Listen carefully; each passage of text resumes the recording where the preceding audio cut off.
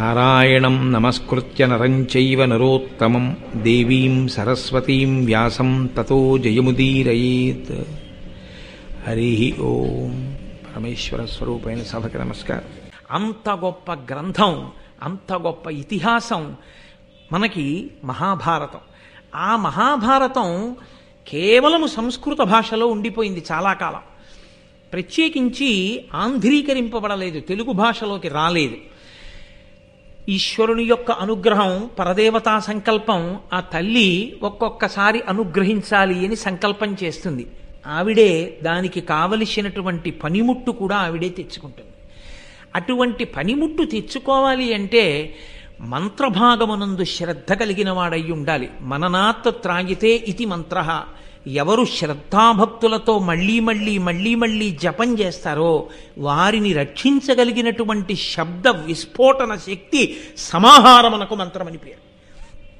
విస్ఫోటనము చేయగలిగినటువంటి బీజాక్షరములను తీసుకొచ్చి సమాహారంగా కూర్చి దానికి అధిష్టానమైనటువంటి ఋషిని దేవతని నిర్ణయం చేసి వేదంలో ఈశ్వరుడు దాన్ని మనకు అందిస్తే అటువంటి మంత్రము మీద నమ్మకంతో విశ్వాసంతో ఎవడు నిలబడి ఆ మంత్రాన్ని అనుష్ఠిస్తాడో అటువంటి వాడు ఆ మంత్రము యొక్క శక్తిని పొంది తాను భూలోకంలో నడయాడుతున్నటువంటి ఆ మంత్రశక్తియే ఆ రూపంలో తిరుగుతున్న వ్యక్తిగా మారి ఉంటాడు.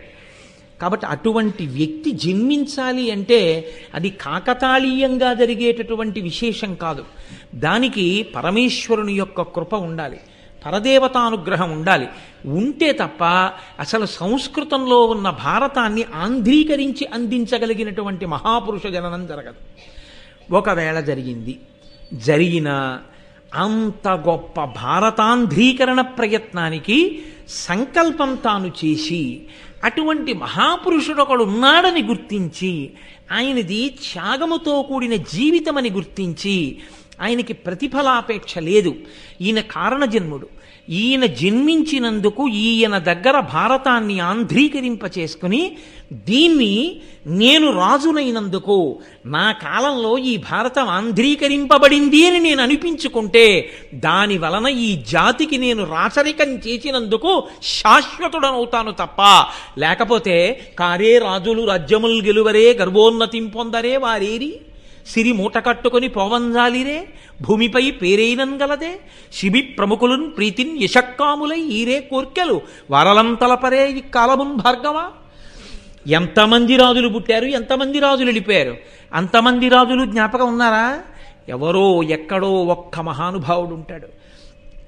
ఆయన అన్ని రాళ్ల మధ్యలో ఉన్న సాలగ్రామాన్ని గుర్తించి అన్ని రాళ్ళని పక్కకి తోసి సాలగ్రామాన్ని తీసుకొచ్చి నీట కడిగి అభిషేకం చేసి మెత్తటి దూదితో తుడిచి గంధం రాసి బొట్టు పెట్టి పూజామందిరంలో పెట్టి పూజించి సాలగ్రామం యొక్క ఆరాధన చేత సాలగ్రామమునందున్నటువంటి దేవతల యొక్క అనుగ్రహాన్ని పొందినటువంటి ఆరాధకునిలా ఇన్ని రాళ్ల మధ్యలో సాలగ్రామం ఉన్నట్టు తలరాజ్యంలోనే ఇంతమంది గృహస్థుల మధ్యలో ఒక గృహస్థుగా, ఇంతమంది వేదం చదువుకున్న వాళ్లలో తాను ఒక వేదం చదువుకున్నవాడిలా, ఇంతమంది మంత్రజపం చేసే వాళ్లలో తాను ఒక జపం చేసుకునేవాళ్ళ, ఇంతమంది ఉభయ భాషా ప్రవీణులలో తాను ఒక ఉభయ భాషా ప్రవీణుడిగా కనపడుతూ తాను ప్రత్యేకంగా మహాభారతాన్ని ఆంధ్రీకరించగలిగిన ప్రజ్ఞతో కూడినున్నవాడను అన్న మాట కూడా అతిశయంతో ఎక్కడా చెప్పనటువంటి వ్యక్తిని గుర్తించగలిగినటువంటి ప్రజ్ఞ ఒక రాజు యందు ప్రచోదనం కావాలంటే అది కూడా పరదేవతానుగ్రహమే.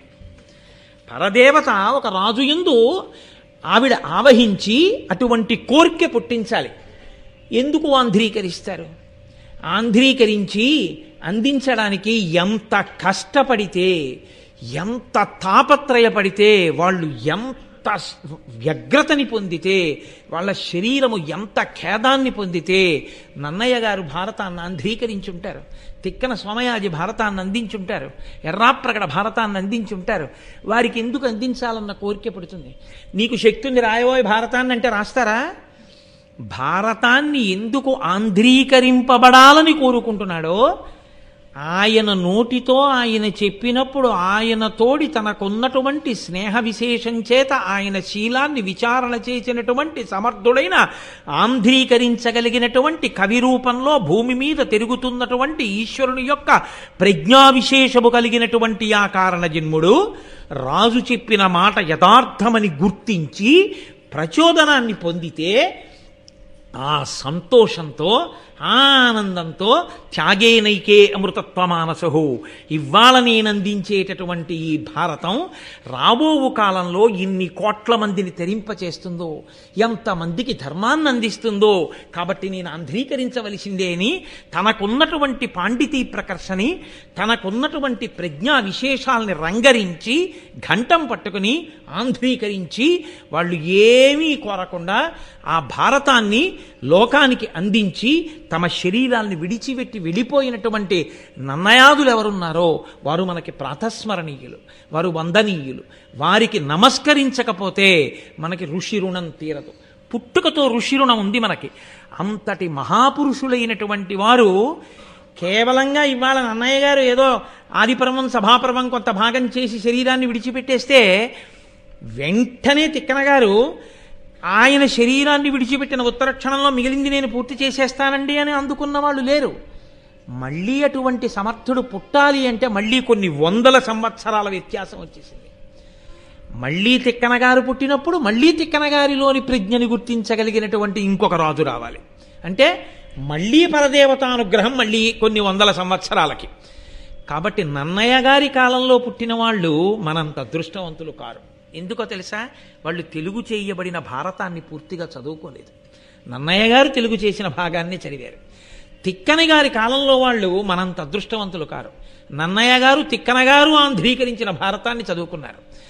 ఎర్రాప్రగడ కాలంలో ఉన్నవాళ్ళు ఎర్రాప్రగడ ఆంధ్రీకరించినది అంతా చదివారని నమ్మకం లేదు. మనం చాలా అదృష్టవంతులం. ఎందుకంటే నన్నయ్య గారు తిక్కన గారు ఎర్రాప్రగడ గారు ఆంధ్రీకరించి మనకి ఇచ్చేస్తే మనం వెళ్ళి తాళపత్రాల్ని తీసుకొచ్చి ఘంటం పట్టుకుని వ్రాసుకుని ప్రతిని కూడా తెచ్చుకోక్కర్లేదు. ఇలా వెళ్ళి అలా ద్రవ్యాన్ని ఇస్తే ఇలా మనకి గ్రంథం వస్తే ఆ గ్రంథాన్ని పట్టుకుని హాయిగా కాలు మీద కాలు వేసి కూర్చుని చదువుకోగలిగినటువంటి, అయ్యో లోకం ఇలా అయిపోయింది, వీడు కింద కూర్చుని ఓ చాపేసుకుని చొక్కా విప్పుకుని ఉత్తరీయం వేసుకుని పరమ పవిత్రమైన పంచమ వేదం రా ఇది అని చదవగలిగిన రోజులు పోయి చదివితే చాలని ఈశ్వరుడు ఆ స్థితిలో అనుగ్రహిస్తున్నాడు.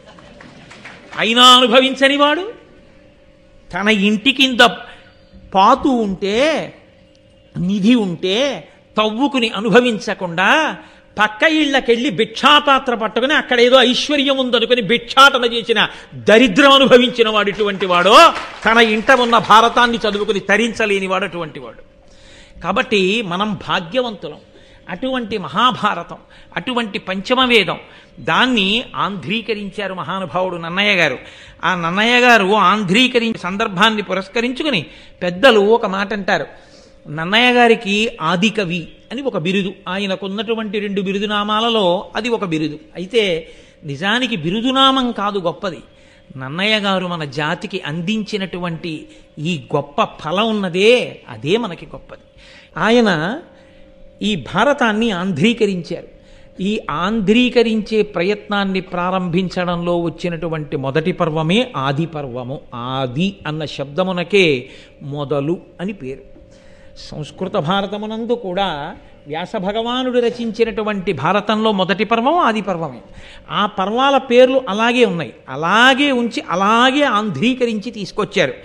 అందులో ఆదిపర్వ ప్రారంభంలో అంటే మహాభారతము ఆంధ్రీకరించడము ప్రారంభం చేస్తున్న సమయంలో నన్నయ్య గారి యొక్క నోటి నుంచి వచ్చిన మొట్టమొదటి పద్యం, ఆ పద్యాన్ని ఆయన తెలుగులో రచించలేదు. దాన్ని ఆయన సంస్కృత భాషలోనే రచన చేశారు. కారణం ఒక్కటే, మనకి దేవతారాధన అని ఒక మాట ఉంది. దేవతారాధనము అంటే భగవంతుణ్ణి ఆరాధించుట. ఏమి, మనమే జాతీయ భాష అని ఒక భాషను పెట్టుకుంటున్నామే, రాష్ట్ర భాష అని రాష్ట్రాలు ఒక భాషను పెట్టుకుంటున్నాయే, ఎవరి భాష మీద వాళ్ళకి అంతంత మక్కువ ఉంటుందే. ఈశ్వరుడు కూడా ఒక నిర్ణయం చేశాడు. ఆరాధన యందు నామములు చెప్పుకోవడంలోనూ భగవంతుణ్ణి స్మరించడంలోనూ భజన చేయడంలోనూ మీరు ఇందులో చేస్తున్నారన్న దానితో సంబంధం ఉండదు. కానీ వైదికమైనటువంటి ఆరాధనా విధాన ప్రక్రియ యందు సంస్కృత భాషను మాత్రమే ఉపయోగిస్తారు. అందుకే శ్వేతవరాహ కల్పే అంటాం తప్ప తెల్ల పంది కల్పే అని దాన్ని మళ్ళీ అనువాదం చేసి పూజలో ఎక్కడా ఉపయోగించరు. సంస్కృత భాషలోనే ఉంటుంది. భారతాన్ని ఆంధ్రీకరించడం అనేటటువంటి మహోజ్వలమైన ప్రక్రియని ప్రారంభం చేస్తూ నన్నయ్య గారు దేవతామూర్తుల యొక్క ఆరాధన, ఆ త్రిమూర్తుల యొక్క అనుగ్రహం నాకు కలగాలి అని సంస్కృతంలోనే ప్రారంభించారు. సంస్కృతంలో ప్రారంభించడం తెలుగు భాషకేదో తక్కువతనం చేసినట్టుగా భావించకూడదు. సంస్కృతం తల్లి వంటిది. తాను ఎంత గొప్పవాడైనా కావచ్చు, కానీ తనని కన్న తల్లి తాను చదువుకున్నంత చదువుకున్నది కాకపోవచ్చు. తనని కన్న తల్లి తానిప్పుడు ఎంత ఐశ్వర్యవంతుడో ఆమె అంత ఐశ్వర్యవంతురాలు కాకపోవచ్చు. తానిప్పుడు ఎంత అందంగా ఉన్నాడో తన తల్లి అంత అందంగా, అంత పటుత్వంతో, శరీర సౌష్ఠవంతో లేకపోవచ్చు. అయినా అమ్మ అమ్మే. అమ్మ కనపడితే నమస్కరించడమే అసలు అవతల వారి వ్యక్తిత్వానికి నిదర్శనం. కాబట్టి ఆ సంస్కృత భాషలో మొట్టమొదటి పద్యాన్ని చేసి ఆ త్రిమూర్తుల్ని గౌరవించి ఆ త్రిమూర్తుల యొక్క శక్తి స్వరూపాల్ని కూడా స్తోత్రం చేయడం నన్నయ్య గారి యొక్క పరిణతికి నిదర్శనం. కాబట్టి ఆయన మొట్టమొదటి పద్యాన్ని ప్రారంభం చేస్తూ శ్రీవాణీ గిరిజాశ్చిరాయ దదతో వక్షో ముఖాంగేషు ఏ లోకానాం స్థితిమావహంత విహతాం స్త్రీపుంసయోగోద్భవాం తే వేదత్రయమూర్తయస్త్రిపురుషా సంపూజితావస్సురైః భూయాసు పురుషోత్తమాంబుజభవ శ్రీకంధరా శ్రేయసే అంటూ మొదలుపెట్టారు. అందులో శ్రీ, వాణి, గిరిజ. శ్రీ అంటే లక్ష్మి. కవితాపరంగా శ్రీకారంతో ప్రారంభం చేయడం చాలా చక్కటి సంప్రదాయం, శుభప్రదమైనటువంటి ప్రారంభం. కాబట్టి శ్రీకారంతో ప్రారంభం చేశారు. శ్రీ లక్ష్మీదేవి, వాణి సరస్వతి, గిరిజ పార్వతీదేవి. ఈ ముగ్గురమ్మలుగా 3 శక్తులకు ప్రతీకలు. వాణి సరస్వతి, ఆమె కవనశక్తికి ప్రతీక. ఒకరిలో ఉన్నటువంటి ప్రజ్ఞ ఆయన యందే ఉండిపోతే స్వార్థంతో అంతకన్నా ఘోరం ఇంకొకటి ఉండదు లోకంలో. అందుకే నీరు నిలబడితే వాసన వస్తుంది. ప్రజ్ఞ తనలోనే ఉండిపోయి తన యందే ప్రకాశించి తనతో అంతరించిపోతే అంతకన్నా ఘోరమైన నేరం ఇంకొకటి లేదు. సరస్వతి నది ప్రవహిస్తుంది. ప్రవహించడానికి ఏ పారితోషికాన్ని, ఏ ప్రతిఫలాన్ని కోరకూడదు. ఎవరి నుండి ప్రవహించాలని అడిగారు. పురుష సూక్తం చేస్తూ వేదంలో బ్రాహ్మణోస్య ముఖమాసీత్, వేదం చదువుకునేటటువంటి వాడు బ్రాహ్మణుడు. ఆ బ్రాహ్మణుడు ప్రయత్నపూర్వక పేదరికాన్ని అనుభవించమని చెప్తోంది వేదం. బ్రాహ్మణుడు నిరాడంబరమైనటువంటి జీవితాన్ని గడపాలి తప్ప ఎన్ని తనకి కలిసి వచ్చినా, ఐశ్వర్యమే కూడినా ఎంతవరకు అవసరమో అంతవరకు తప్ప అంతక మించి భోగ లాలసతో కూడినటువంటి జీవితము బ్రాహ్మణులకు ఉండరాదు. బ్రాహ్మణుడి యొక్క జీవితం ఒక్కరోజు ఎలా ఉంటుందో వైదికమైన బ్రాహ్మణ జీవనం ఉన్న వాళ్ళ జీవనం మీరు చూస్తే మీరు తెల్లబోతారు. దాదాపుగా 70 సంవత్సరాల పైచిలుకు వచ్చినటువంటి కృష్ణావధానులు గారు తన జీవితం మొత్తం మీద చొక్కా వేసుకున్న సందర్భం 3 పర్యాయములని నేను అనుకుంటున్నాను. 3 సార్లు చొక్కా వేసుకున్నారు. అంతకు మించి ఆయనకి చొక్కా వేసుకోవడం ఎప్పుడు రాదు. అంటే ఎంత నిష్ఠాగరిష్ఠులై వాళ్ళు జీవితాన్ని గడిపారో మీరు చూడండి. అంత నిష్ఠతో జీవితాన్ని గడిపి తాము సముపార్జన చేసినటువంటి జ్ఞానాన్ని ఏ ప్రయోజనమును అపేక్షించకుండా లోకమునకు అందించడమే తమ కర్తవ్యము అని భావించి దాని వలన వారి శ్వాస ఖేదపడినా, వారి యొక్క హృదయము తల్లడిల్లినా, ఒళ్ళు డస్సిపోయినా, ఆయుర్దాయము తగ్గిపోయినా, అదే పనిగా మాట్లాడడం వల్ల ఊపిరిలు ఖర్చయిపోతే ఆయుర్దాయం క్షీణించిపోతుంది. ఆయుర్దాయమే క్షీణించిపోతోందని తెలిసినా దేని కొరకు మాట్లాడాలి అని అడిగారు. నీలో ఉండిపోయి విద్య నశించి నువ్వు మరణించే కన్నా నీ ఆయుర్దాయము తగ్గిపోయినా నువ్వు 10 మందికి బోధ చేసి జీవితాన్ని విడిచిపెట్టే, దానివల్ల నువ్వు ధన్యుడవైపోతావు. కాబట్టి త్యాగముతో జీవించు, స్వార్థముతో బ్రతకవద్దు. కాబట్టి సరస్వతి ప్రవాహము అది ప్రవహించాలి, ఒకరి నుండి ఒకరికి ప్రవహించి వెళ్ళిందా ఉపయుక్తమవుతుంది. ప్రవహించలేదా ఎవ్వరికీ పనికిరాలేదు. గోదావరి ప్రవహించిందా కొన్ని వేల ఎకరాలు సాగుతాయి, కొన్ని లక్షల మందికి దాహం తీరుతుంది. గోదావరి ఒక్కచోట ఉండిపోయిందా కొన్ని లక్షల మందికి అన్నం దొరకదు, కొన్ని కోట్ల మందికి నీళ్లు దొరకవు. ప్రవహించాలి జ్ఞానం, ప్రవహించాలి తనలో ఉన్నటువంటి ప్రజ్ఞ. కాబట్టి దానికి సరస్వతి అని పేరు. శ్రీ, వాణి, గిరిజ ఈ మూడు శక్తులు. లక్ష్మి సంపద, భోగము, అనుభవించగలిగినటువంటి దారుఢ్యం. కాబట్టి ఈ మూడు ఏవైతే ఉన్నాయో ఈ మూడిటిని ముగ్గురు మూర్తులు తమ శరీరములలో 3 చోట్ల ధరించి ఉన్నారు. ఎక్కడెక్కడ? వక్షో ముఖాంగేషు. శ్రీ లక్ష్మిని వక్షో గుండెల్లో పెట్టుకున్నాడు ఒక ఆయన.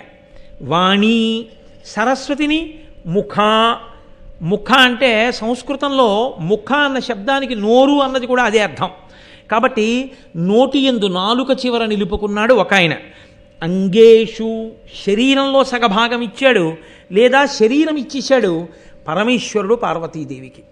కాబట్టి ఈ 3 శక్తులను తమ శరీరములో ఉన్నటువంటి 3 అవయవముల యందు నిలుపుకున్న త్రిమూర్తులు ఎవరున్నారో వారు సశక్తియుతులై ఉన్నారు.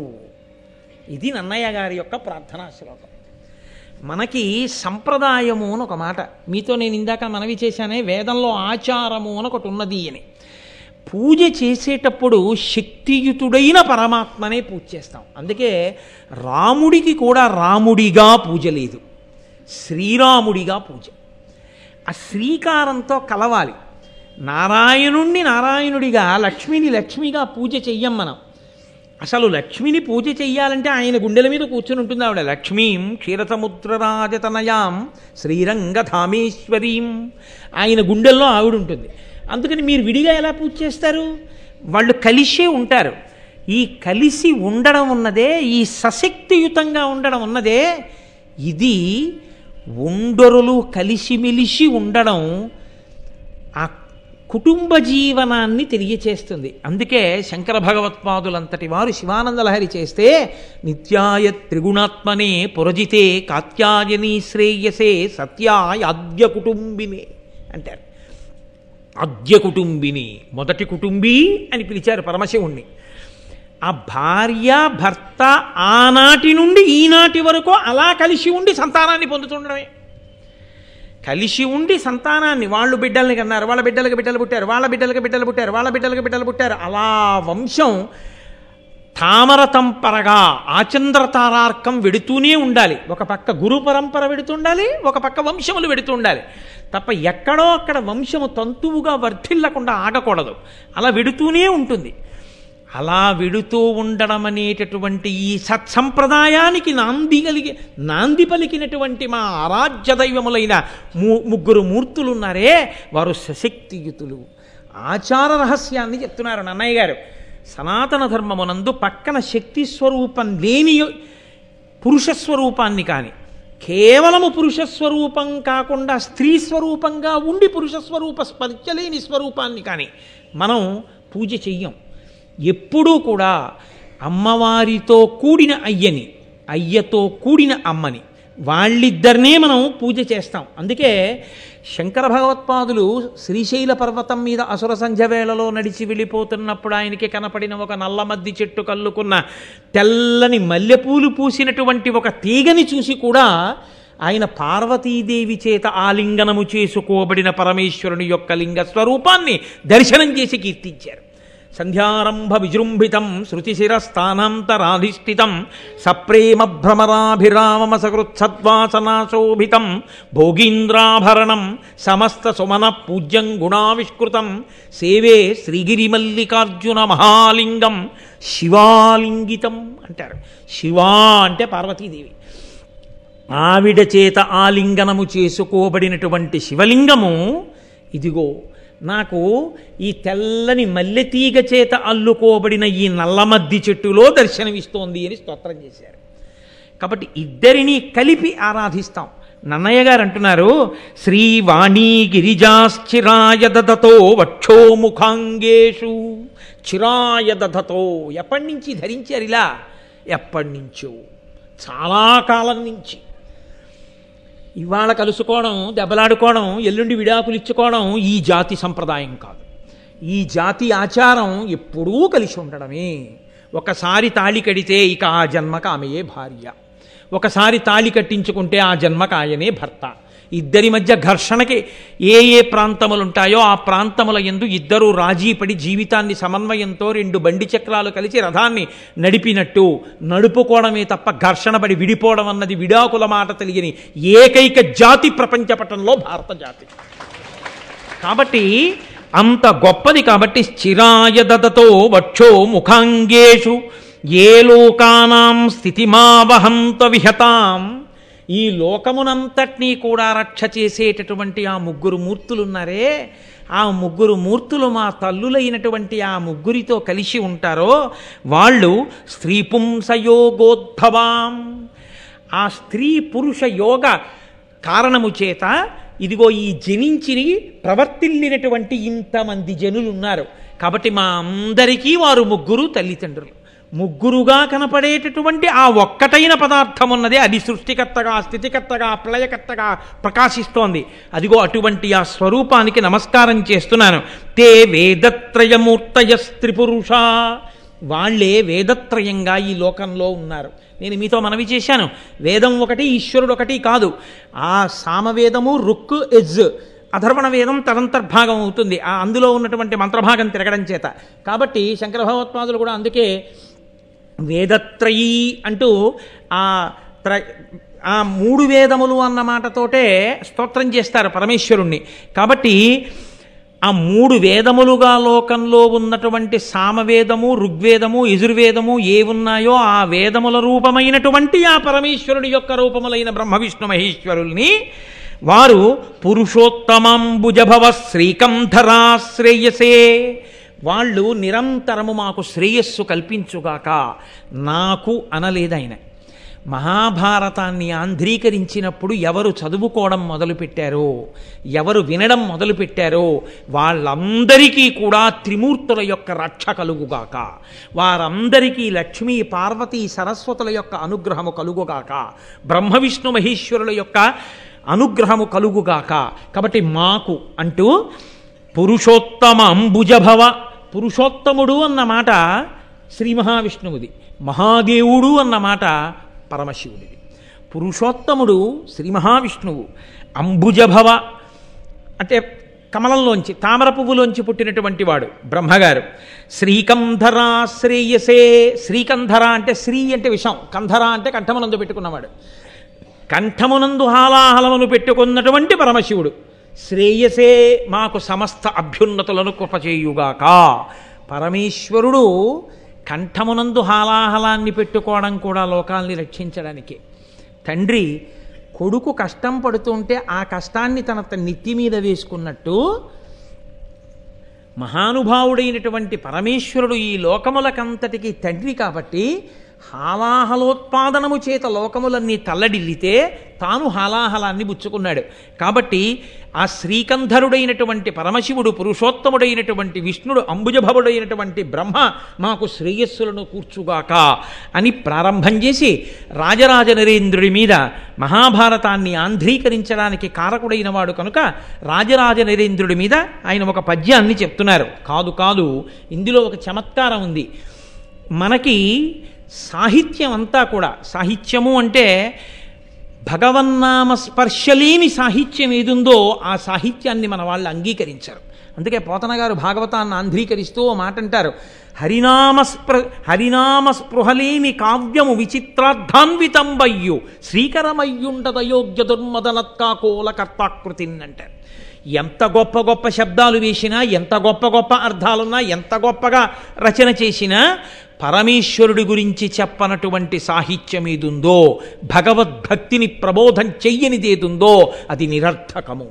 అది తద్దినం పెట్టినటువంటి రేవులకి కాకులెళ్ళినట్టు వెళ్ళేటటువంటి వాళ్ళకి పనికొస్తుందేమో కానీ హరినామ స్తుతి చేయు కావ్యము సువర్ణాంభోజి హంసావళీ సురతిభ్రాజితమై మానస సరస్ఫూర్తిన్ వెలుంగొందు.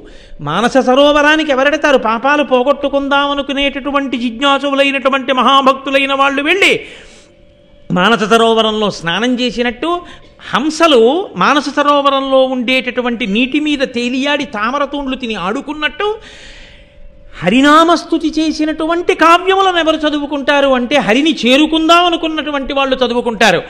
హరినామ స్పర్శలేని సాహిత్యం తద్దినం పెట్టే రేవు. అక్కడ అటువంటి సాహిత్యాన్ని చదువుకోవడం అటువంటి రేవుకి వెళ్ళినటువంటి కాకుల వంటి వారు చేసే పని అంటారు పోతన గారు. కాబట్టి మహానుభావుడు పైన దేవతలను నేను స్తోత్రం చేశాను. ఒకరేమో వ్యాస భగవానుడు చంద్రవంశాన్ని వర్ణించాడు మహాభారతంలో, వాల్మీకి మహర్షి సూర్యవంశాన్ని వర్ణించారు రామాయణంలో. సూర్యవంశాన్ని చంద్రవంశాన్ని రెండు వంశాల్ని వర్ణించి మనకి ధర్మాన్ని నేర్పినటువంటి వాళ్ళు వ్యాసుడు వాల్మీకి. వ్యాసుడు వాల్మీకి ఇద్దరు సూర్యచంద్రుల్ని ప్రస్తుతి చేశారు. ఆ సూర్యచంద్రులే రాత్రి పగలు ఉంటారు. సూర్యచంద్రుల్ని ప్రస్తుతి చేసినటువంటి వ్యాస వాల్మీకులు మన సాహిత్యానికంతటికీ కూడా రెండు కళ్ళ లాంటివారు. అందుకే వ్యాస భగవానుణ్ణి వాల్మీకిని స్తుతి చెయ్యకుండా, వాళ్ళకి నమస్కరించకుండా అసలు ఏ విధమైనటువంటి భగవత్ సంబంధమైన ప్రసంగాన్ని పెద్దలైన వారు చెయ్యరు. వారిద్దరికీ నమస్కరించి మాత్రమే చేస్తూ ఉంటారు. కాబట్టి నేను ఈ మహాభారతంలో చంద్రవంశాన్ని వర్ణించబోతున్నాను. వ్యాస భగవానుడు అందించినటువంటి చంద్రవంశం అది. కాబట్టి నేను ఇప్పుడు చంద్ర సంబంధమైన కీర్తన కూడా చెయ్యాలి. పైన శ్రీ వాణి గిరిజ వాళ్ళ ముగ్గురు, ఆ ముగ్గురిని వహించినటువంటి పుంస్వరూపాల్ని కీర్తించాను. అందుకని రాజరాజ నరేంద్రుణ్ణి అడ్డుపెట్టి రాజ శబ్దం చంద్రుణ్ణి చెప్తుంది. రాజా అంటే చంద్రుడు. అందుకని ఆ చంద్రుణ్ణి కీర్తించడానికి, చంద్రవంశాన్ని కీర్తించడానికి నన్నయ్య గారు రాజకులైక భూషణుడు రాజమనోహరుడు అన్యరాజ తేజోజయశాలి శౌర్యుడు విశుద్ధ యశరదిందు చంద్రికారాజిత సర్వలోకుడు అపరాజిత భూరి భుజా కృపాణ ధారా జలశాంత శాత్రవ పరాగుడు రాజమహేంద్రుడు నతిన్. రాజమహేంద్రుడు ఆయన రాజమహేంద్రపురాన్ని ఇప్పుడు మనం రాజమండ్రి అంటున్నాం. ఆ రాజరాజ నరేంద్రుడు ఆ చాళుక్య వంశానికి చెందినటువంటి వాడు. మనం ఇప్పుడు రాజమండ్రి అని పిలువబడేటటువంటి నగరాన్నే రాజధానిగా చేసుకుని పరిపాలన చేసినవాడు. ఆయన్ని స్తోత్రం చేస్తూ రాజకులైక భూషణుడు, రాజులు అనిపించుకున్న వాళ్ళందరిలోకి కూడా గొప్పవాడిగా కీర్తింపబడినవాడు కాదు. రాజకులైక భూషణుడు అన్నది పైకి చంద్రుడికి సమన్వయం. కాబట్టి రాజమనోహరుడు, రాజులందరిలోకి కూడా చాలా మనోహరమైనటువంటి స్థితిని పొందినటువంటి వాడు. అన్య రాజ తేజో జయశాలి శౌర్యుడు, మిగిలిన రాజులందరినీ కూడా జయించినటువంటి వాడు. గొప్ప శౌర్యము కలిగిన వాడు రాజరాజ నరేంద్రుడు. విశుద్ధ యశరదిందు చంద్రికారాజిత సర్వలోకుడు, శరత్కాలంలో ఉండేటటువంటి చంద్రబింబాన్ని పరిణిత చంద్రుడు అని పిలుస్తారు. బాగా ప్రకాశవంతంగా ఉంటుంది వెన్నెలతోటి. అటువంటి చంద్రుడు ఎలా ఉంటాడో రాజులందరిలో రాజరాజ నరేంద్రుడు అంత గొప్పవాడు. అపరాజిత భూరి భుజాకృపాణ ధారాజల శాంత ఛాత్రవ పరాగుడు, ఆ రాజరాజ నరేంద్రుడు పట్టుకున్నటువంటి ఆయన యొక్క ఖడ్గధారల చేత కారినటువంటి రక్తధారల చేత శత్రువుల యొక్క ఉద్రేకమనబడేటటువంటి ధూళి అణిగిపోయినటువంటి వాడు. ధూళి ఎగురుతోందనుకోండి, భూమి మీద పెద్ద వర్షం పడిందనుకోండి, ఆ నీటి ధార చేత కొట్టబడి ధూళెంతా అణిగిపోతుంది. అలా శత్రువులైన రాజులు పైకి లేస్తుంటే రాజరాజ నరేంద్రుడి చేత కత్తి పట్టుకుని యుద్ధభూమికి వెళ్ళి ఆ కుత్తుకలు తెగటార్చి ఆ నేల రాలిపోయేటట్టుగా శత్రువులందరినీ దునుమాడితే ఆ కత్తి నుంచి కారినటువంటి ఆ ధారల చేత శత్రువులనేటటువంటి ధూళి అణిగిపోయేటట్టుగా చేయగలిగినటువంటి పరాక్రమశాలి అయిన రాజరాజ నరేంద్రుడు రాజమహేంద్రుడున్నతిన్. అటువంటి వాడు రాజరాజు. ఆ రాజరాజ నరేంద్రుడిని కీర్తించి విమలాదిత్యతనూజుడు విమల విచారుడు కుమార విద్యాధరుడు ఉత్తమ చాళుక్యుడు వివిధాగమ విహిత శ్రముండు తుహినకరుండరుకా ఉరుకాంతిన్. ఆయన చూడగానే చంద్రుణ్ణి చూస్తే ఎంత సంతోషం కలుగుతుందో తన శరీరకాంతి చేత రాజరాజ నరేంద్రుణ్ణి చూసిన వాళ్ళకి కూడా అంత సంతోషం కలిగేదిట. ఆయన విమలాదిత్యుడికి కుందవాంబ అనబడేటటువంటి స్త్రీకి కలిగినటువంటి వాడు, జన్మించినటువంటి వాడు, చాలా పరిశుద్ధమైనటువంటి ఆచారము కలిగినవాడు. నేను మీతో మనవి చేశాను, పరదేవతానుగ్రహము కలిగిన వాడొకడు జన్మిస్తే తప్ప అటువంటి శక్తి ఉన్నవాణ్ణి గుర్తించి ఆంధ్రీకరింప చెయ్యడం కూడా సాధ్యం కాదు, అంత తేలికైన విషయమేం కాదు అని. కాబట్టి కుమార విద్యాధరుడు, ఉత్తమ చాళుక్యుడు, సుబ్రహ్మణ్యేశ్వర స్వామి వారు దేవసేనకంతటికీ అధిపతి అయి రాక్షసుల్ని ఎలా దునుమాడతాడో అలా అటువంటి పరాక్రమము కలిగి శస్త్రాస్త్ర విద్యా నైపుణ్యము కలిగినటువంటి వాడైన వాడు, లేదా సుబ్రహ్మణ్యేశ్వర స్వామి వారి ఆరాధనా విధానమునందుండేటటువంటి తంత్రముల యందు నిష్ణాతుడైనటువంటి వాడు. వాళ్ళు గొప్ప శివభక్తులు ఆ చాళుక్యులందరూ. కాబట్టి వివిధాగమ విహితశ్రముండు, అనేకమైనటువంటి ఆగములు తెలిసున్నటువంటి వాడు. అటువంటి రాజరాజ నరేంద్రుడు ఒకానొక నాడు సభలో గొప్ప పండితుల్ని కవుల్ని అందరినీ కూర్చోపెట్టుకుని వాళ్ళతో మాట్లాడుతున్నాడు. మాట్లాడుతుండగా సంస్కృతంలో ఉన్నటువంటి భారతం గురించి ప్రస్తావన వచ్చింది. ఆయనకి భారతం వినడం అంటే చాలా ఇష్టం. అందుకని తరచూ భారతంలో ఉన్నటువంటి విశేషాలన్నీ వింటూ ఉండేవాడు. అదే కాదు, మిగిలినటువంటి రామాయణాది కావ్యములను కూడా వింటూ ఉండేవాడు. ఆయన ఆ నన్నయ్య గారిని పిలిచి నన్నయ్య గారితో ఒక మాట అన్నాడు. ఎంత బహుశా నన్నయ్య గారి గురించి మనకి తెలియడానికి భారతంలో నన్నయ్య గారు ఇచ్చినటువంటి ఏకైక పద్యం అదొక్కటే. అది వినా నన్నయ్య గారి గురించి తెలుసుకోవడానికి సాధికారికమైనటువంటి సాక్ష్యములతో కూడినటువంటి ఇతర పద్యములు మీకు కనపడవు ఇందులో. తన కుల బ్రాహ్మణు అనురక్తు అవిరళ జప హోమ తత్పరు విపుల శబ్ద శాసను సంహితాభ్యాసు బ్రహ్మాండాది నానా పురాణ విజ్ఞాన నిరతున్ పాత్రం ఆపస్తంభసూత్రు ముద్గల గోత్ర జాతు సద్వినుతావదాత చరితు లోకజ్ఞు ఉభయ భాషా కావ్య రచనాభిశోభితు సత్ప్రతిభాభియోగ్యు నిత్య సత్య వచను మత్యమరాధిపాచార్యు సుజను నన్నపార్యుజూచి పరమ ధర్మ విధుడు వర చాళుక్యాన్వయాభరణుడిట్టులనియ కరుణతోడా. నన్నయ్య గారిని సభలో ఒకసారి అలా చూశాడు ఆ పండితులు కవుల మధ్యలో. నన్నయ్య గారికి ఉండేటటువంటి లక్షణములు ఎటువంటివో చెప్తున్నారు.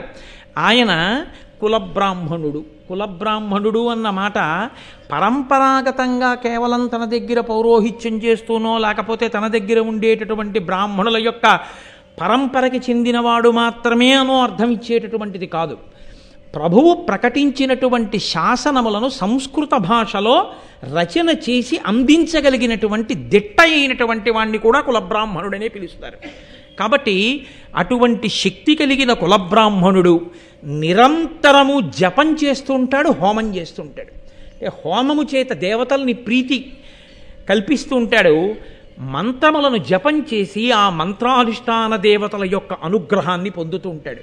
అంటే వేదమునందు మంత్రముల యందు అంత నిష్ట కలిగి అంత గొప్ప దేవతానుగ్రహాన్ని పొందినటువంటి వాడు విపుల శబ్ద శాసనుడైన. ఏ శబ్దానికి ఏ అర్థం ఉంటుందో, దానికి ఎన్ని అర్థాలు ఉంటాయో, ఎక్కడ ఏ శబ్దాన్ని ఎలా ప్రయోగించవచ్చో, ప్రయోగించి ఆ ఫలితాన్ని సాధించుకోవచ్చో, అందరికీ అర్థమయ్యేటట్టు చెప్పచ్చో, భాష మీద శబ్దం మీద ప్రభుత్వం ఉన్నటువంటి వాడు. అనేకమైనటువంటి పురాణములు, 18 పురాణములను సమగ్రముగా చదువుకున్నవాడు, ఆపస్తంభ సూత్రముల యందు పుట్టినటువంటి వాడు, ముద్గల గోత్రమునందు జన్మించినటువంటి వాడు, పెద్దల చేత గౌరవింపబడినవాడు, లోకజ్ఞానము కలిగినటువంటి వాడు, సంస్కృతాంధ్ర భాషల యందు మహాపండితుడు, గొప్ప విద్వత్తు కలిగినటువంటి వారందరి చేత కీర్తింపబడినవాడు. ఇన్ని ఉండి కూడా పరమ వినయంతో విధేయతతో భగవద్భక్తితో నోరు విప్పితే ఎన్నడూ అసత్యము పలకక సత్యమును మాత్రమే పలికేటటువంటి వ్రతమున్నవాడు. దేవతలకి ఆచార్యుడైనటువంటి బృహస్పతి ఎటువంటి వాడో ఈ లోకంలో రాజరాజ నరేంద్రుడి దగ్గర ఉన్నటువంటి భూలోకంలో బుద్ధికి బృహస్పతి వంటి వాడు. అటువంటి నన్నయాచార్యుని చూసి పిలిచాడు ఆయన. పిలిచి ఒక నమస్కారం చేసి, మహానుభావ నన్నయ, నీ వంటి ప్రాజ్ఞుడు జన్మించాడయా, నీ యొక్క గొప్పతనాన్ని మేము వినియోగించుకోవాలి. అటువంటి ప్రభువులు ఉన్ననాడు కదా జాతికి అందేది ఇటువంటివి.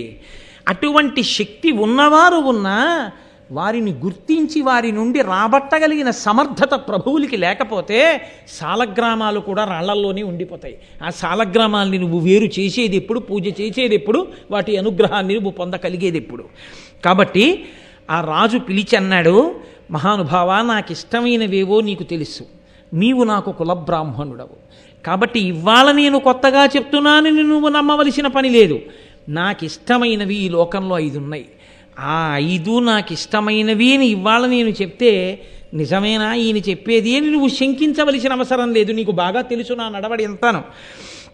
ఇవి ఏనున్ సతతంబునా ఎడగరం విష్టంబులయ్యుండు బాయవు భూదేవకులాభితర్పణమిహీయ ప్రీతియున్ భారత శ్రవణాసక్తియు పార్వతీపతి పదాబ్జ ధ్యాన పూజా మహోత్సవమున్ సంతత దానశీలతయు శశ్వత్సాధు సంగత్యమున్. ఎప్పుడైనా తాత అయిపోయిన తర్వాత అయినా కనీసం తాతగారండి మీకేంటండి తాతగారండి ఇష్టం అని అడిగితే ఈ 5 మళ్ళీ కాపీ కొట్టి చెప్పపోయినా మా తాతగారు ఇలా చెప్పేవారు అని గుర్తుంచుకోవడానికి వీలుగా మనవలకి ఒక్కటి చెప్పుకోగలిగిన బతకగలిగితే మనిషి వాడు ధన్యుడు. తప్ప ఇన్నేళ్ళు వచ్చినా ఎన్ని తరాలు చూసినా తాతగారు మీకు ఏమి ఇష్టం అండి అని అడిగినప్పుడల్లా తాతగారు నాకు వంకాయ అల్లం పెట్టిన కూరే ఇష్టం రా అన్నవాడు పుట్టలోని చెదలు పుట్టవా గిట్టవా దేని కొరకు? రాజరాజ నరేంద్రుడు చెప్పుకుంటున్నాడు, నాకు 5 ఇష్టం. మీకు తెలుసు నన్నయాచార్య, ఇవి ఏనున్ సతతంబునా ఎడగరం విష్టంబులయ్యుండు. ఒకప్పుడు ఇష్టంగా ఉండి ఒకప్పుడు ఇష్టం పోవడం కాదు, సతతంబు నాకెప్పుడు ఇష్టం. 5 చెయ్యాలని నా మనసు ఉవ్విళ్ళు ఊరుతూ ఉంటుంది. ఏమిటో తెలుసా? బాయవు, అవి పోవు. బా చేశాంగా ఎన్నాళ్ళు చేస్తాం అంటే వద్దులే నిజమే చేశాం కదా అని నా మనసు తృప్తిపడదు. ఈ 5 మళ్ళీ చెయ్యాలనిపిస్తూ ఉంటుంది. మళ్ళీ చెయ్యాలని అనిపించేవి చాలా ఉంటాయి. విశ్వనాథ సత్యనారాయణ గారు చెప్పారు, చేసిన సంసారమే చేస్తున్నావు కానీ రాసిన రామాయణం రాయడానికి నీకేమిటి ఇబ్బంది అన్నారే. కాబట్టి నాకు 5 ఇష్టం, అవి వదలవయా నా మనసుని, మళ్ళీ చేయమంటాయి. ఏమిటో తెలుసా? భూదేవ కులాభితర్పణ మహీయ ప్రీతియున్. భూదేవం ఈ భూమి యందు దేవతల వంటి బ్రాహ్మణులు ఆ వేదం చదువుకుని పరమభక్తితో జీవనం చేసేటటువంటి బ్రాహ్మణులు కనపడ్డప్పుడు వాళ్ళని సేవించాలని, వాళ్ళకి నమస్కరించాలని నా మనసు వెంపర్లాడుతుంటుందయ్యా. భారత శ్రవణాసక్తియు, భారతం ఎన్ని మాటలు విన్నా ఇంకా వినాలనిపిస్తూనే ఉంటుంది. నిజమో అబద్ధమో నన్నయ్య గారికి తెలీదు. నన్నయ్య గారు రోజు వింటల్లా రాజరాజ నరేంద్రుడు చెప్తున్నది యథార్థమే, అందుకు కదూ ఆంధ్రీకరించారు. అంటే నన్నయ్య గారి లాంటి శక్తి ఉన్నవాడు ఉన్నా ఆయనకి ఆంధ్రీకరించాలన్న కోరిక పుట్టాలంటే అటువంటి రాజు కూడా పుట్టద్దు. అందుకని నేను రాజరాజ నరేంద్రుడిని తక్కువ చెయ్యొద్దు అంటున్నాను. కాబట్టి భూదేవ కులాభితర్పణ మహీయ ప్రీతియున్ భారత శ్రవణాసక్తియు పార్వతీపతి పాదాబ్జాన పూజా మహోత్సవమున్. ఎంత గొప్పగా చెప్పుకున్నాడండి. పార్వతీపతి ఒక్క శివపూజ అనలేదు ఆయన. శివపూజగా కాదు, ఇది కదా నన్నయ్య గారి పద్యం ఆచారం. ఇద్దరిని కలిపి పూజ చేస్తాం మనం. పార్వతీ పరమేశ్వరులు, లక్ష్మీనారాయణులు అలా అంటాం. కానీ వాణి హిరణ్యగర్భాభ్యాం నమః, శిశి పురంధరాభ్యాం నమః అంటాం. కానీ ఎవరో ఒకరిని పిలిచి ఒకరిని వదిలేయడం మన సంప్రదాయంలో లేదు. అందుకే పిలుపుకి కూడా అంత మర్యాదగానే పిలుస్తాం. మనం పిలిస్తే వేసినా అంత మర్యాదగానే వేస్తాం. శ్రీమతి మరియు శ్రీ అని. మన జాతి సంస్కారం అటువంటిది, దానికి ఉన్న వైభవం అటువంటిది.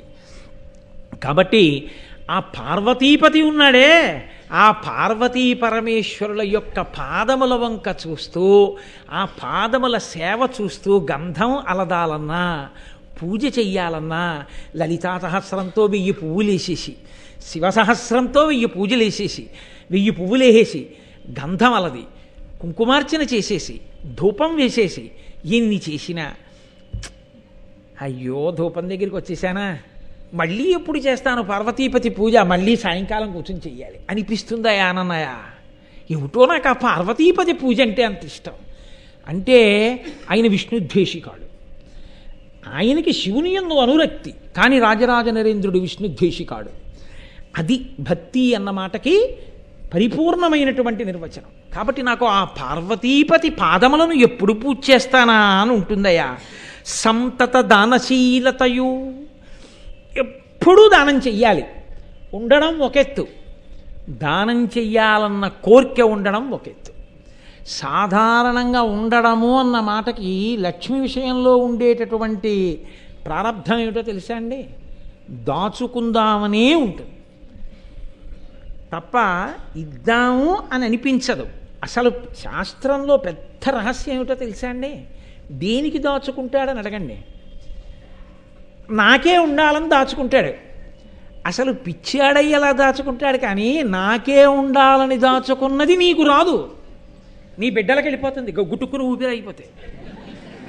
నీకే ఉండాలనుకుంటే నువ్వు దానం చేస్తే నీ ఖాతాలో పడుతుంది. అంటే అంతా ఇచ్చేయమని చెప్పరు, కనీసం కొంతైనా దానం చేయకపోతే, ఎవడి శక్తికి తోచింది వాడు చేయకపోతే ఎలా? ఉత్తర జన్మలలో నువ్వు దాచింది నీతో రాదు, నాది నాది అనుకుంటాడు. నాది నాది అనుకున్నదంతా బిడ్డలకు వెళ్ళిపోతుంది, లేదా ఎవరికి వెళ్ళిపోతుందో కూడా చెప్పలేడు.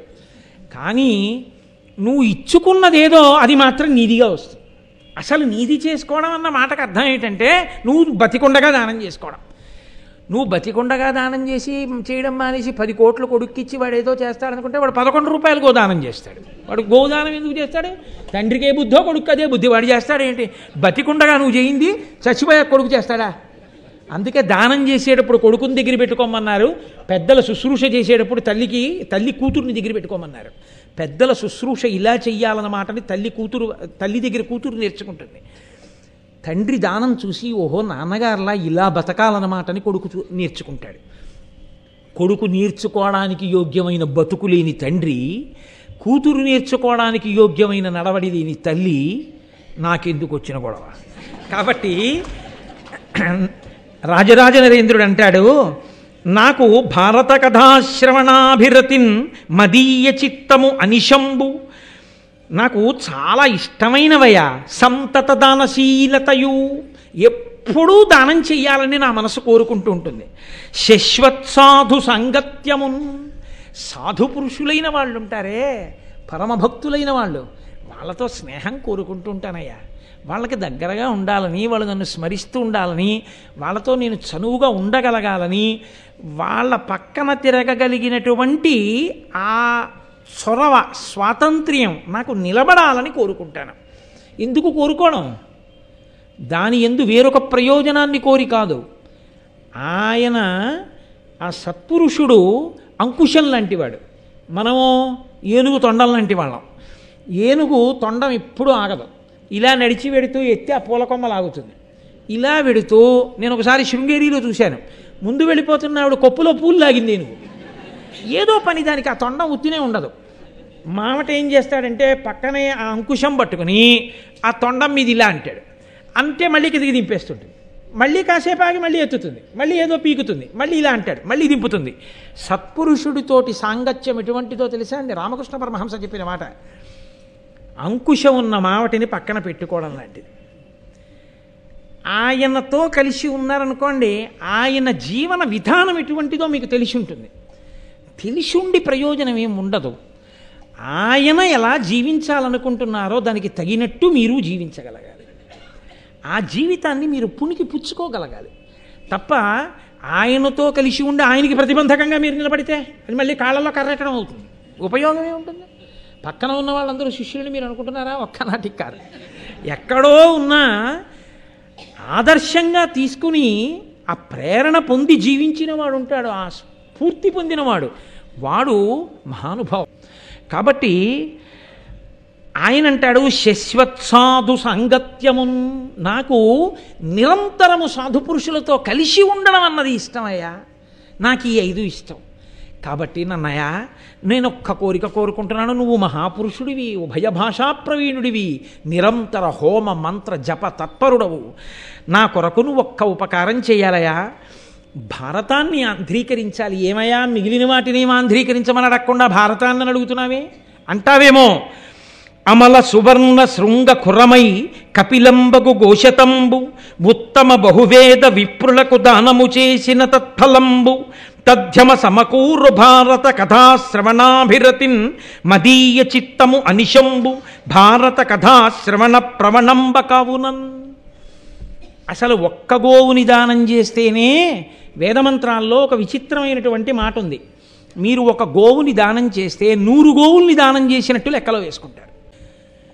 1000 మంది వేదాంగములు చదువుకున్నటువంటి అనుష్ఠాన తత్పరులైన బ్రాహ్మణులను తీసుకొచ్చి నించోపెట్టి వాళ్ళందరినీ కూడా సత్కరించి కూర్చుండబెట్టి అర్ఘ్యపాద్యాదులిచ్చి బంగారు తొడుగులతో కూడినటువంటి ఈ 100 కపిలగోవుల్ని తీసుకొచ్చి ఈ కపిలగోవులన్నింటినీ కూడా ఈ బ్రాహ్మణులకు దానము చేసినటువంటి వాడు 100 కపిలగోవులు బంగారు తొడుగులతో ఇచ్చిన వాడికి ఎంత ఫలితమో మహాభారతాన్ని విన్నవాడికి అంత ఫలితం. కాబట్టి ఎంత తేలికయా ఇది. మహాభారతం పోని వినడం ఏమైనా కష్టమైందా? వింటుంటే అబ్బా అబ్బా అబ్బా అబ్బా అని జుర్రుకు తాగవలసినటువంటి విషయం. ముంజికాయ తినేవాడు అంత తేలిగ్గా ఏం తిండవు, చాలా కష్టపడవలసి ఉంటుంది. బొటనవేలు ఆ కన్నంలో పట్టాలి. నాలా బాగా బొద్దుగా ఉన్న బొటనవేలు అనుకోండి, ఆ కన్నంలో పట్టదు. ఆ పట్టని బొటనవేలు అందులో పెట్టి ఊడకుండా బయటికి ఉండిపోయి అక్కడి నుంచి లాగండి అంటే అదో అప్రతిష్ట. జాగ్రత్తగా అందులో వేలు పెట్టాలి. ఆ వేలు పెట్టి పైకి తీయాలి. అది బుళుక్కుని కింద పడిపోకుండా ఉండాలి. నోరు పెట్టాలి. ఆ నీళ్లు తాగాలి. దాన్ని జాగ్రత్తగా ఉత్తరించి ఆ మెత్తటి అందులో ఉన్నటువంటి ఆ గుజ్జుని ఆస్వాదించాలి. అది జీర్ణం అవ్వాలి. ఇన్ని గొడవలు. ఇంత కష్టపడి ముంజికాయ తినడం చాలా బాధతో కూడుకున్నటువంటి విషయం అయి ఉండొచ్చు. కానీ ఎక్కడో దొరికినటువంటి మంచి సువాసనతో కూడినటువంటి పరక కొత్తపల్లి కొబ్బరి మామిడి పళ్ళు వృద్ధుడైపోయిన వాడి చర్మం ఎలా ముడతలు పడిపోతుందో అలా ముడతలు పడిపోయి ముట్టుకుంటే చిరిగిపోయే చర్మంతో తీయటి రసంతో కూడుకున్నది 13 పళ్ళు తెచ్చి గడ్డిలో పెడుతుంటే పొరపాటున ఒక పండు జారి తేనె జాడీలో పడిపోయింది అనుకోండి. ఇన్ని మాటలు లెక్కెట్టినా 12 ఉన్నాయి. నాకు ఇచ్చినవాడు 13వది ఇవ్వలేదని బాధపడ్డాడు. 12 పళ్ళు తినేశాడు. వారం రోజులు అయిపోయిన తర్వాత పరమేశ్వరుడికి అభిషేకం చేద్దామని, శివరాత్రి కదా ఎక్కువ తేనె చేద్దామని జాడీ వంపి తేనె పాత్రలో పోస్తున్నాడు. అసలే కొత్తపల్లి కొబ్బరి బాగా ముగ్గిపోయింది, ముడతలు పడిపోయింది, సువాసన పరమతీపి తేనె జాడీలో పడిపోయింది. వారం రోజులు ఉండిపోయింది. తీసి చేత పుచ్చుకుని ఇలా అన్నాడు అనుకోండి, ఇంత రసం నోట్లో కారిపోయింది అనుకోండి. ఏం కష్టపడాలా తినడానికి తాగడానికి? కొత్తపల్లి కొబ్బరి మామిడి పండు జాడీలో తేనె సహిసాలో వారం రోజులు మగ్గినది తీసి తాగడం ఎంత తేలికో మహాభారత శ్రవణం చేయడం అంత తేలిక. కూర్చొని ఏమంత కష్టం నీకు? ఇంతకన్నా తేలిగ్గా తరించే మార్గం ఉందా? అంత ఫలితం ఇస్తారయా? అటువంటి మహాభారతం సంస్కృతంలో ఉంది, కానీ ఆంధ్ర భారతం లేదు. కాబట్టి నేను అది వినాలనుకుంటున్నాను. కాబట్టి ఇంత ఫలితాన్ని ఇచ్చేటటువంటి మహాభారతాన్ని మహానుభావ ఆంధ్రీకరించవలసింది అన్నారు. అంటే నన్నయ్య గారు అంగీకరించిన ఘట్టాన్ని చెప్పి ఇవాళ ఉపన్యాసాన్ని పూర్తి చేస్తాను. వీడు ఇలా చెప్తూ వెళ్ళిపోతాడేమో శివరాత్రి వరకు అని మీరు కంగారు పడకూడదు. కాబట్టి నన్నయ్య గారు అంటారు, అమలిన తారకా సముదయంబుల నిన్నను సర్వ వేద శాస్త్రముల అశేషసారము ముదంబున పొందను బుద్ధివాహు విక్రమమున దుర్గమార్ధ జల గౌరవ భారత భారతీ సముద్రము తరియంగ ఈదను విధాతృనకై నను నెరబోలునే. రాజరాజ నరేంద్ర, నువ్వు అడిగావు భారతాన్ని ఆంధ్రీకరించండి నన్నయ్య గారు అని అడిగావు. అలాగేనండి తప్పకుండా చేస్తాను. నేను కాకపోతే ఎవడు చేస్తాడు?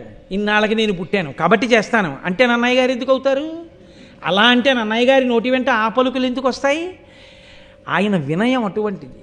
ఇంత సమర్థుడయ్యుండి ఆదికవి అయ్యుండి ఆయన అంటున్నారు, అమలిన తారకా సముదయంబుల నిన్నను, ఆకాశంలో ఉండేటటువంటి నక్షత్రాలన్నింటినీ తప్పు లేకుండా లెక్కెట్టు. నీకోటి లెక్క తెలిసేమిటి? నేను ఇన్ని చెప్తే అన్నీ అనుకుంటానంటావేమో. నిన్ను అడిగినవాడు ఈశ్వరుడు. ఆయన ఈ నక్షత్ర మండలాన్ని సృజించినవాడు. నువ్వు తప్పు చెప్తే ఆయన చెప్పలేడు. ప్రతిరోజు రాత్రి నువ్వు నక్షత్రాల్ని లెక్క పెట్టడం మొదలుపెట్టినా, బతికున్నన్నాళ్ళు లెక్కబెట్టినా నక్షత్రాల్ని ఖచ్చితంగా లెక్కబెట్టి చెప్పగలవా? చెప్పలేవు. అలా సర్వవేద శాస్త్రముల అశేష సారము ముదంబున పొందను. వేదముల యొక్క శాస్త్రముల యొక్క సమస్త సారాన్ని నేను పొందేస్తానంటే సాధ్యం అవుతుందా? తేలిగ్గా సంతోషంగా ఇలా కూర్చుంటే నాకు వచ్చేయాలండి అంటే వచ్చేస్తాయా? అలా కుదరనట్టు బుద్ధిబాహు విక్రమమున దుర్గమార్ధజల గౌరవ భారత భారతీ సముద్రము దర్యంగ ఈదను. బుద్ధిబలం అనేటటువంటి చేతులతోటి మహాసముద్రమైనటువంటి భారతాన్ని ఈదుతానంటే కుదురుతుందా? నీ చేతులకు బలం ఉంటే ఏట్లో ఈదు, నీ చేతులకు బలం ఉంటే చెరువులో ఈదు. అంతేగాని నా చేతులకు బలం ఉందండి పక్క ఊళ్ళో చెరువులో ఈదాను అందుకని ఈ చేతులతోటే సముద్రానికి యువతల ఒడ్డు నుంచి అవతల ఒడ్డుకి ఈదుతానండి అంటే ఈదుతావా? కొంత దూరం వెళ్ళేటప్పటికి రెక్కలు అలిసిపోతాయి, ఏవో జలచరములు తినేస్తాయి. కాబట్టి బాహుబలం సముద్రాన్ని ఈదడానికి సరిపోదు. నాకు ఏదో కవనశక్తి ఉండొచ్చు, నాకు ఏదో భాష మీద ప్రభుత్వం ఉండొచ్చు, అయితే మాత్రం మహాభారతం అనేటటువంటి సముద్రాన్ని నేను ఈదగలనా రాజరాజ నరేంద్ర? మది కాబట్టి విధాతృణకైనను నెరబోలునే. నా వల్ల కాదు అని నేను ఊరుకుంటున్నాను అనుకుంటున్నావేమో, చతుర్ముఖ బ్రహ్మకైతే మాత్రం సాధ్యమయ్యా? అంత గొప్పదయా మహాభారతం. చతుర్ముఖ బ్రహ్మగారే చెప్పగలడా అన్నారంటే అటువంటి మహాభారత నిర్మాణం చేసిన వేదవ్యాసుడు ఎంత గొప్పవాడై ఉండాలి. కాబట్టి ఆయన అన్నాడు, అయినా నేను ఆంధ్రీకరిస్తాను. ఎందుకు ఆంధ్రీకరిస్తానో తెలుసా? ఒక్క కారణానికి ప్రయత్నం మొదలు పెడతాను. నాకేమీ రాదని ఇలా తల వంచుతాను. ఇలా నేను ఎవరి ముందు తల వంచాలో వారి ముందు ఇలా తల వంచితే వారు నన్ను అనుగ్రహించి నన్ను వారి చేతి పనిముట్టుగా స్వీకరించారా, జరిగిపోతుంది అంతే కథంతా. నేను చేస్తున్నానంటే కదూ నాకు సమర్థత. ఎవరు నన్ను వస్తువుగా స్వీకరించాలో వారు స్వీకరించిన తర్వాత ఎందుకు నడవదు? కాబట్టి ఇదిగో నేను ఇప్పుడే నమస్కారం చేస్తున్నాను. హరి హరాజ గజాననర్క షడాస్య మాతృ సరస్వతీగిరి సుతాదిక దేవతాతతికిన్ నమస్కృతి చేసి దుర్భర తపో విభవాధికున్ గురున్ పద్య విద్యకు ఆజ్యున్ అంబురుహ గర్భ నిభున్ ప్రచేతసు పుత్రు భక్తి తలంచుచున్. నేను అదిగో ఆ శ్రీ మహావిష్ణువుకి, హర పరమశివుడికి, అజ బ్రహ్మగారికి, గజానన విఘ్నేశ్వరుడికి, అర్క సూర్యుడికి, షడాస్య ఆరుముఖములు ఉన్నటువంటి సుబ్రహ్మణ్యేశ్వర స్వామి వారికి, మాతృ లక్ష్మీదేవికి, సరస్వతీదేవికి, గిరిసుతాది ఆ పార్వతీదేవికి, దేవతలందరికీ తల ఉంచి నమస్కరిస్తున్నాను. వీళ్ళందరికీ నమస్కరించి పద్య విద్యకు ఆది అయినటువంటి వీరొక మహాపురుషుడికి నమస్కరిస్తున్నాను. ఎవరో తెలుసా? ఆయన ప్రచేతసుని కుమారుడై రామాయణ కావ్యాన్ని లోకానికి అందించిన వాల్మీకి మహర్షి యొక్క పాదార విందములకు నమస్కరించి సూర్యవంశాన్ని వర్ణించి రామాయణ కావ్యాన్ని అందించి లోకానికి ధర్మ ప్రబోధం చేసిన వాల్మీకి మహర్షికి నమస్కరిస్తున్నాను. పద్య విద్య అన్నారు. మనకి ఛందస్సు అద్భుతం. ఇది ఏ ఇతర భాషకి లేదు. ఇది ఒక్క మన భాషలకే, సంస్కృతానికి, తెలుగు ఇటువంటి భాషలకే ఈ మర్యాద ఉన్నది. ఛందస్సు వల్ల ఉండేటటువంటి లక్షణం ఏమిటో తెలుసా అండి? పద్యంగా వస్తేను మీరు ధారణ చెయ్యవచ్చు. మీరు వాక్యముల కింద రాసేశారనుకోండి, ఎన్ని వాక్యములు వ్రాసినా మీరు ధారణ చెయ్యలేరు. ఛందస్సులో పద్యంగా రచన చేశారనుకోండి, మీరు ధారణ చేసేయచ్చు. 4 మాటలు పద్యం వింటే మీకు వచ్చేస్తుంది పద్యం. 10 మాటలు మీరు వాక్యాలు విన్న వాక్యాన్ని యథాతథంగా మీరు పట్టుకోలేరు.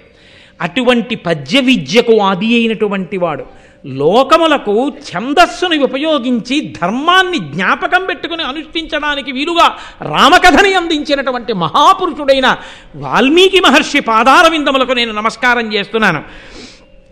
భారత భారతీ శుభ గభస్థిచయంబుల చేసి ఘోర సంసార వికార సంతమసజాల విజృంభము బాచి సూరిచేతో రుచిరాబ్జ బోధనరతుండకు దివ్యు పరాశరత్మజంభోరు హమిత్రు కొల్చి మునుపూజితు భూరి యశో విరాజితున్.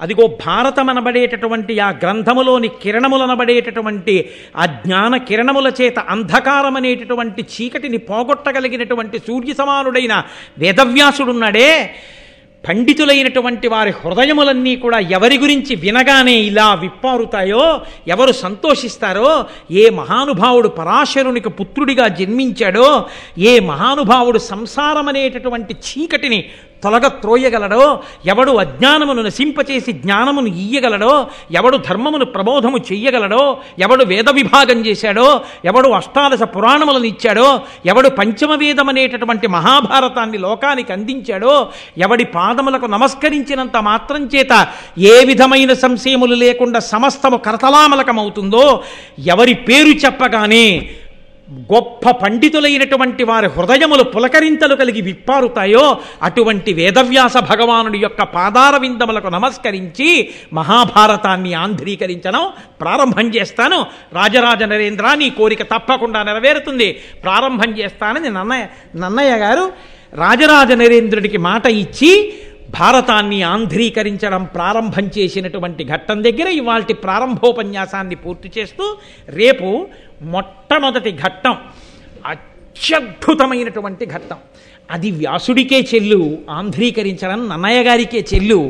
ఎన్ని ధర్మాలు ప్రతిపాదన చేస్తారో, ఎన్ని గహనమైన రహస్యములు దాచారో ఆ విషయాల్ని రేపటి రోజున ప్రస్తావన చేస్తాను. సర్వం శ్రీ ఉమామహేశ్వర పరబ్రహ్మార్పణమస్తు. స్వస్తి.